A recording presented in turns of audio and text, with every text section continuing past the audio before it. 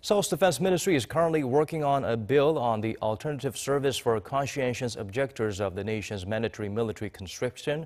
Although the bill is still in the process, it's likely that they will serve at correction facilities for 36 months as alternative military service options. Park Ji-won tells us more.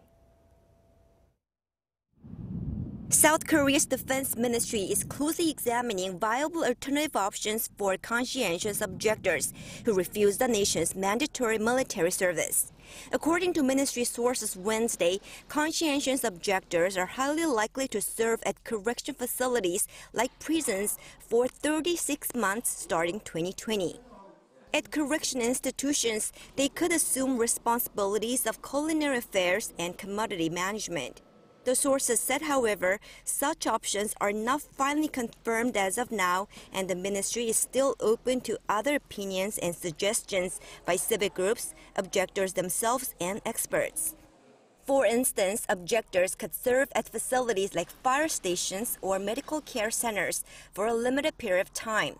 However, the sources said this particular option is much less likely to be heard of in the future, as the ministry's prior on-site inspections of such facilities, as well as public hearings and seminars, show that it's not feasible nor fair enough to serve as a valid replacement for a mandatory military service. The Defense Ministry is currently working on a bill on the measure that could be used for conscientious objectors, aiming to submit the bill to the National Assembly as early as February next year. Annually, about 500 men in South Korea refuse the nation's mandatory military service for a conscientious reason.